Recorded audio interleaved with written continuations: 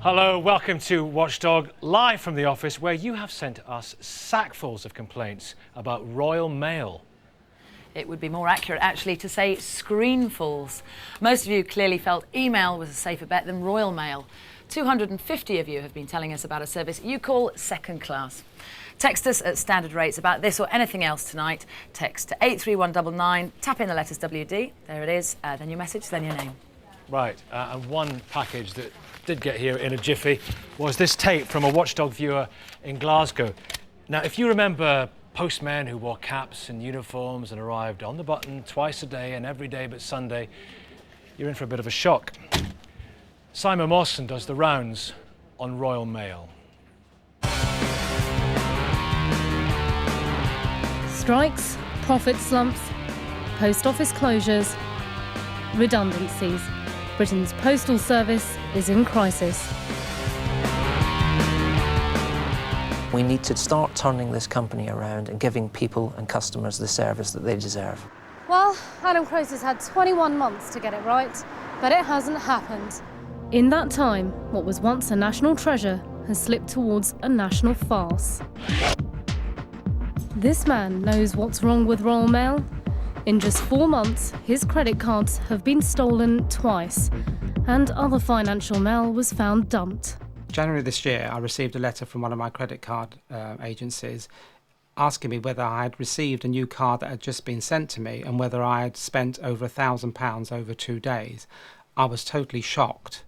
When the second credit card failed to arrive at his Hertfordshire home, it was clear he had a problem with his post. I began to be very concerned about the coincidence of 2 cards going missing in 1 month, and I began to get quite concerned about my position in terms of the security of my identity and of the post. It happened to the neighbours too. 4 of them had their credit cards stolen. The police asked Royal Mail to investigate. They admitted. An unfortunate part of delivering mail is that occasionally mail gets violated or opened. Some of these incidents are theft or abuse. And they further admitted.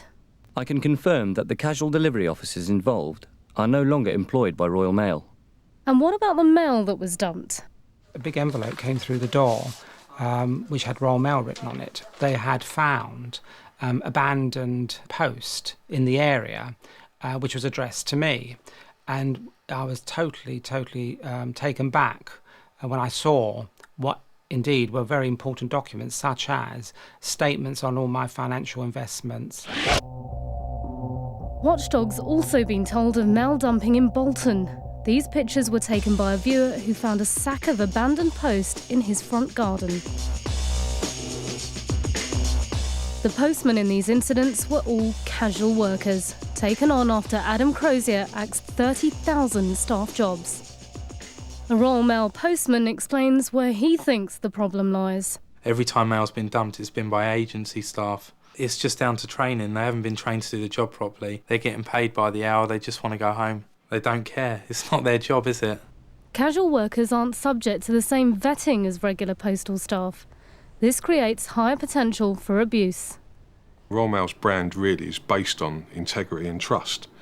And the public want to see that trust and integrity when they see their postal worker walking down the street. So I'm sure the public would much prefer to see somebody who's in a proper uniform, know that that individual has been properly trained, properly vetted, and that they can actually start to build a relationship with that individual.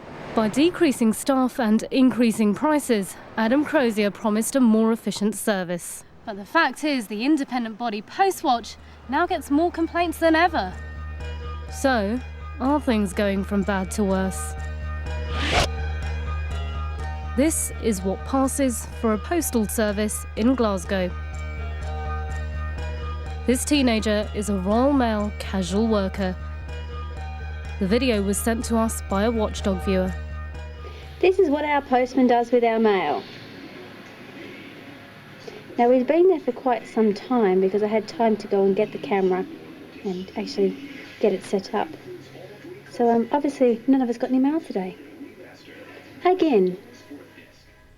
What will amaze most people is Royal Mail's claim that what this boy is doing is standard practice, reposting undelivered mail. it's clear that it can't possibly be standard practice to see an employee putting that quantity of letters back into a letterbox. If they're going to do it properly, they need to do it in a specially designed pouch, and they need to sign up every individual letter as to the reason why they couldn't deliver it. And I have to say that not only is it not standard practice, but most ordinary postal workers would be just as appalled at what they've seen as your viewers will be. Royal Mail. With us, it's personal. And Royal Mail say there's nothing more personal than special delivery. You pay more, but your items are guaranteed to get there on time. Marion Dante thought long and hard before sending a very precious package of her own. My brother died suddenly at the age of 57, and we wanted to transport the ashes up to where my father's grave was. And we couldn't really cope with the travelling, so we were told by the post office that we needn't worry, that this was a very safe method of delivering the ashes. Royal Mail special delivery, guaranteed by 9 a.m. next working day. If you can't take it personally, we will. The ashes had been delivered to the wrong house, and they then went to retrieve the remains and brought them back to my sister.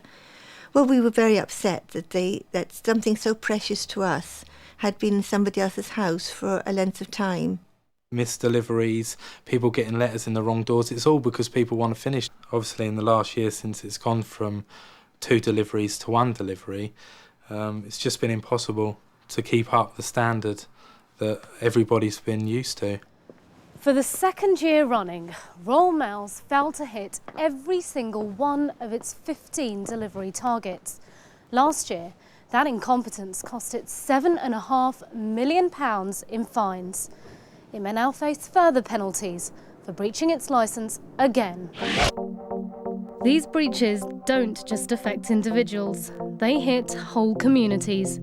In Peckham, SE15, the service is so bad the residents are petitioning the local sorting office. We keep getting misdelivered mail all the time, and the worry is that perhaps my mail's being misdelivered to someone else who may be opening it. My mother-in-law sent me some vegetables in the post from Devon, from her vegetable garden last summer.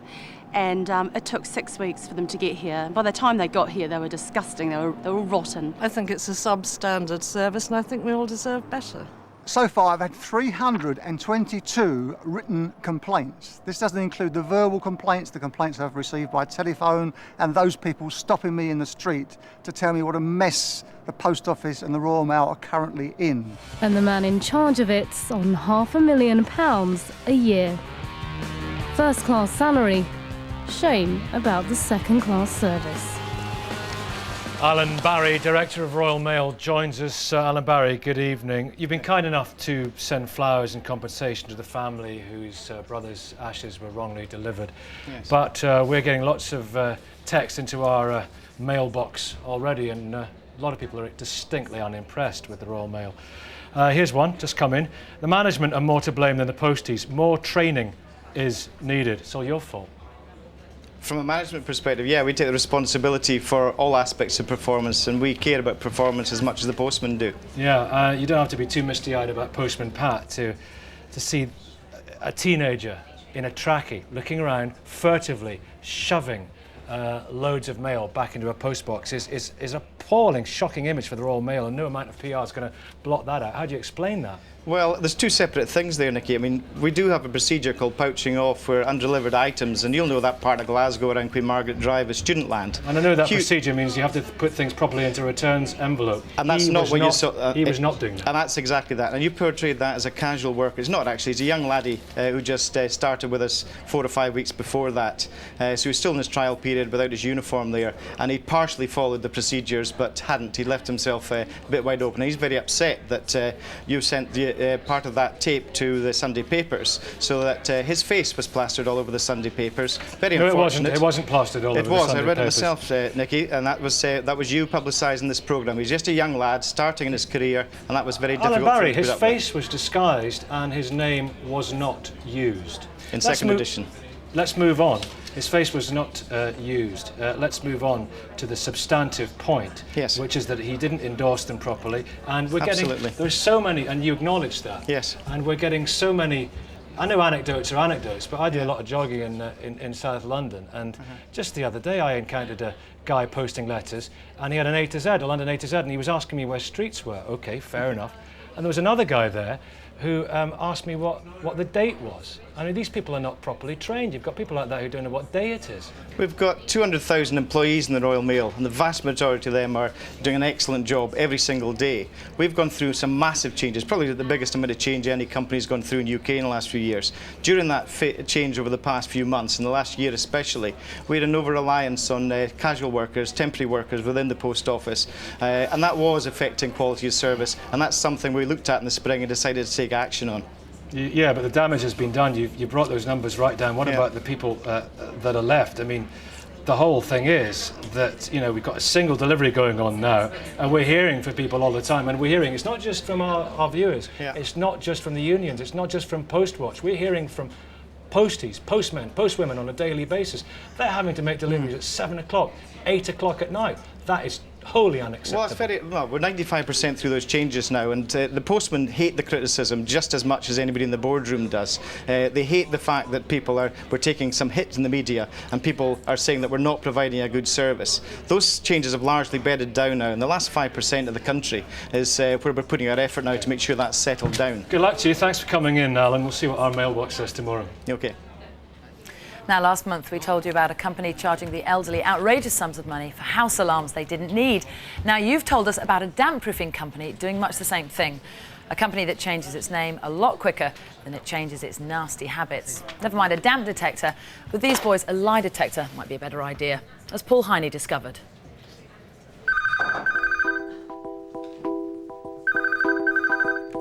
A phone call. Surveyors in the area investigating damp. It's a big problem. Luckily, they can come round this afternoon. They prey on the elderly and on the vulnerable and on the people that can't fight back. They just genuinely con me. I wasted a lot of money that I doubt if I shall probably see again. This is not just a story about damp, so you can switch that off. It's really the story of Nigel Hudson, a man for whom owning one damp-proofing company was never quite enough. Hudson had a game plan to get rich quick, and the elderly would have to pay for it. Here's a man who should know. He worked for Hudson. When I was working for him, I always felt under pressure to actually find damp, even when damp wasn't there. I was told that dry houses are no good for the company. 2 years ago, one of Hudson's other men called on Molly. At that point, the company was called Countrywide Home Improvements Limited. They charged £1,000 to rectify her damp and guaranteed the work for 30 years. The cost, I must say, was a bit of a shocker, but I thought, well, 30 years is a very long time. This year, Molly found some damp, but Countrywide Home Improvements were long gone. I was ringing and ringing and ringing, and there was never a reply, never. Then my heart did sink, and then I thought, I'm afraid this is bad news. A 30-year guarantee. That didn't last long.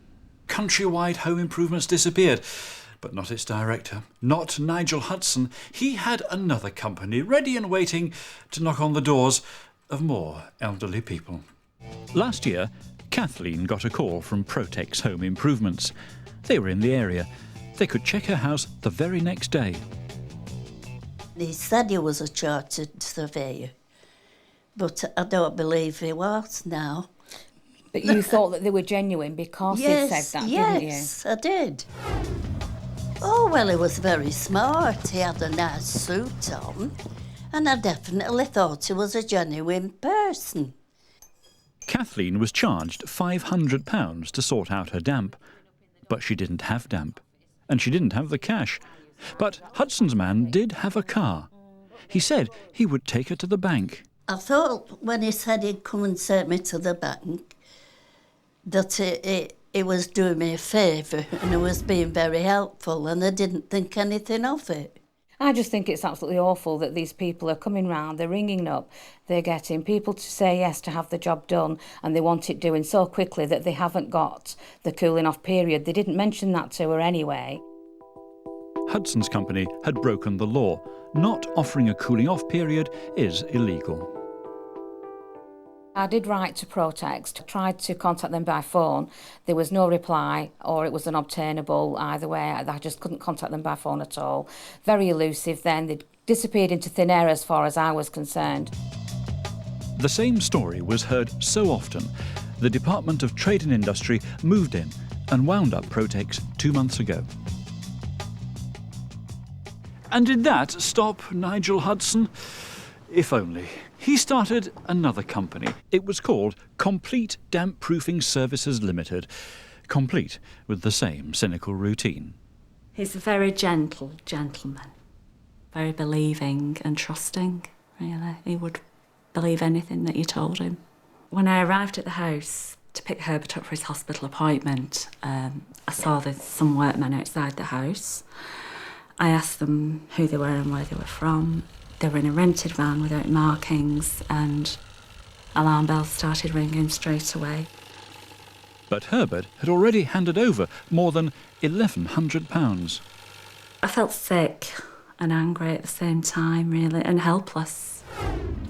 From beginning to end, really, the work was completed within 24 hours. It was only by chance that I happened to be there. Otherwise, we would have been none the wiser until it was too late and the money had gone. Liz managed to cancel the cheque, but Herbert was left very shaken. His health deteriorated quite rapidly within 24 hours of this happening. He was frail to begin with, he was poorly to begin with, but this knocked him for 6. Herbert might now have to move into sheltered housing. We want him protected from unsolicited phone calls, from unsolicited callers at the door.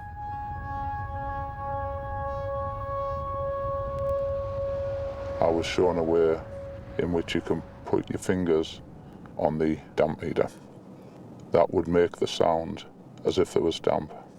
The company target older, vulnerable people, and people really need to be protected. There are many ways to describe Nigel Hudson. One of them is consistent. All his companies are in Stafford. They've all got pretty similar contracts and impressive addresses, all of which are mail drops. And where is the man now? Well, he's living off the profits in sunny Florida. How would you describe that? And what about those elderly people he's left behind? They may have words for him too. Words like callous, heartless, ruthless, pitiless. It's a long way from damp Britain to the sunshine state of Florida, a lifestyle Hudson enjoys at the expense of many a pensioner. This company has preyed on, a very frail and vulnerable old man and made it unsafe, really, for him to stay in his own house. I just think, well, the money's gone and there's nothing I can do about it. So I've just had to come to terms with it. But you've realised what's happened, haven't you? And yes. You will make sure that you don't do that again. No, I won't.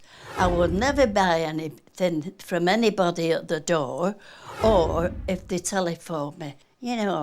They just genuinely con me. They certainly did. Help the Aged say don't do business with doorstep traders. Not surprisingly, we haven't heard a peep from Nigel, our man in Florida, Hudson. Yeah, that's a surprise. There was a time in pop music when talent spotters got out of London, combed the clubs of Manchester, Liverpool and the like, and spotted talent. And now they don't have to get off their big, fat sofas because talent, or sometimes an excruciating lack of it, is on your telly, complete with the acid put down and scowl from Simon Cowell. But how about this for a put down?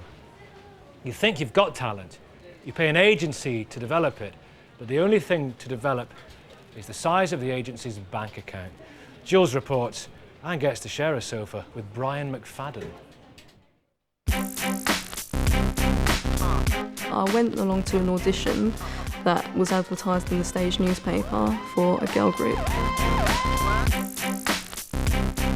I got a letter through saying that I was successful. So of course I was ecstatic, and I told a couple of people, not a lot of people, and they were like, that's so easy. How did how did it happen so quick? It's Friday night, Studio 3, top of the pops. If you make it to this stage, your audience will run to millions. But those people won't make it here.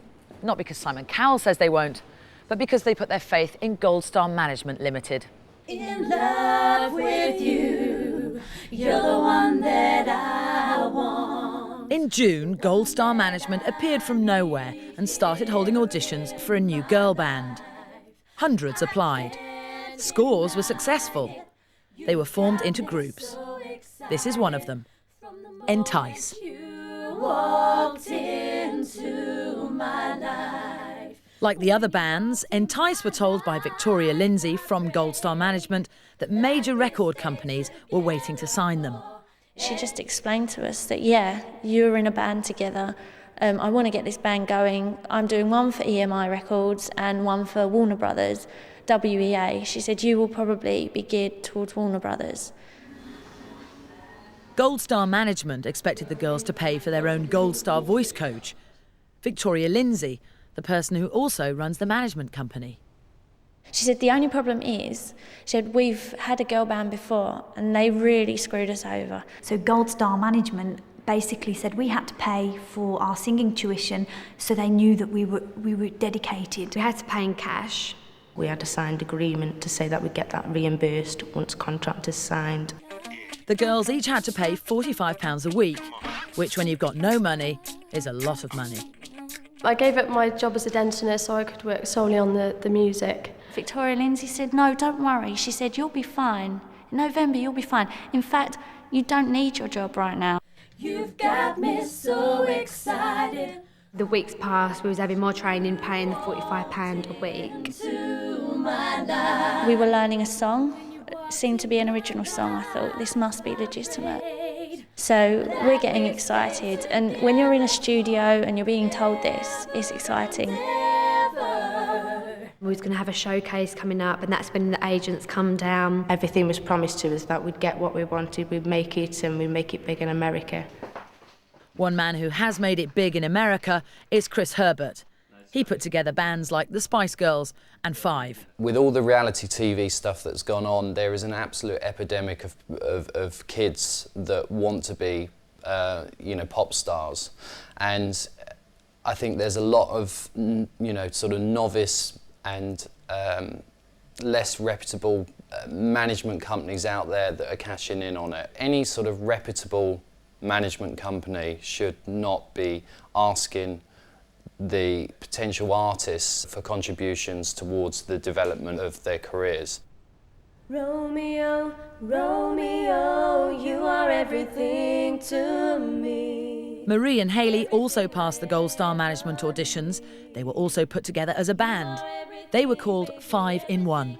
We were told that we were going to get a recording contract at the end of the year and that we'll be launched as a new band. We started to learn our first song, which was an unaccompanied song called Romeo. And basically we were told that we was going to do this showcase on the 18th of December in front of a record company, and that we were going to be signed by Gold Star Management on the 4th of November. Like the other girls, Hayley and Marie were promised their own stylists and their own flat on the road to fame. But all they got each week was the bill for their singing lessons. The first time we thought something was going wrong was when we were approached by a girl from another group. She told us how suspicious she was about the fact that, Gold Star doesn't really exist. She's tried to call up quite a few numbers and they're just non-existent. When you have a dream, you really want to believe in it and you want it to be genuine. No record labels, no showcases, no plush management offices, no style gurus, no hairdressers. No chance. And then, as quickly as Victoria Lindsay's Gold Star Management appeared, they disappeared, with thousands of pounds of the girls' money. She basically turned around and said, oh, I've got to go to America. And that was the last singing lesson we had with her. No one could contact her. Any contact numbers were just going straight to voicemail. I began to look on the internet, tried to research Gold Star, couldn't find anything about it. This is the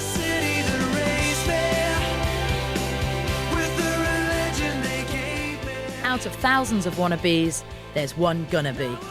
Just one Brian McFadden who makes it. You know, it happens all the time. It's one of the things when you put a dream in front of somebody and you know, promise from the world, you always just, you know, you always just dive into it, and you know, just the excitement of the dream is always going to make you go for it. So you can understand why it happened. So having been through the whole process, as you said, you were lucky you got away with it and, you know, didn't get ripped off. What are your tips for people out there who are just at the beginning of their journey? The main thing is, first of all, from the start, is be careful of people like that coming up and trying to scam you and, you know, promising you the world. Always make sure that you find out who they are. You can always search up on these things on the internet and find out what they've actually done before. And then if they do promise you something, you're going to get into something like, and you're going to have to pay money, well, then you should definitely talk to a lawyer first and get them to look over it. To have an opportunity like that thrown at you, it was too good to be true. All she'd done for me is take my money and make me look like a fool. I made a lot of sacrifices into it. I've got 3 children at home. I'd say, and above all, I'd spent just over £1,000. When it's something that you want so badly, you don't want to believe what the reality is. Well, Gold Star Management Limited, as described in our report, shouldn't be confused with companies of that name that are going about their business perfectly legitimately. We did fax our allegations to the outfit in the film, but it turned out to be a phone number for an electrical shop. We delivered letters to their many addresses, but they weren't there either. And we left messages for, Victoria Lindsay. She didn't call us back. Yeah, there we go. There's a photo of Victoria Lindsay taken in Montserrat, apparently. Now, if you're not the Victoria Lindsay in our film, then please get in touch with us. The so-called talent spotters may be using your identity. Now, another showbiz story. Nicola Bell from Blantyre has emailed us to let us know about a showbiz letdown, Nicky. She won a competition in a local newspaper for a big date with the Big Brother celebrity, Jason Cowan, one of our favourites.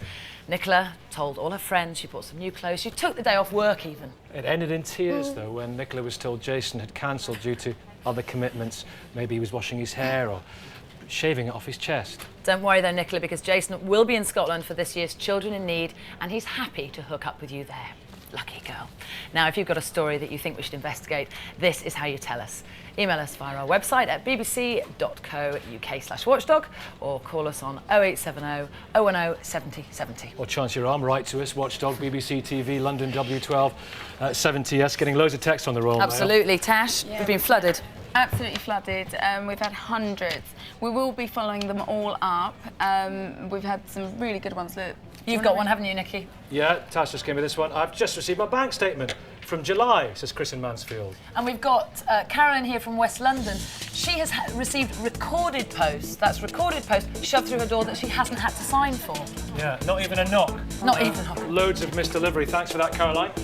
Next week. Next week, a double glazing story not to be missed. Thanks for watching from all the team here at Watchdog. See you next Tuesday. Back then. Good night. Good night.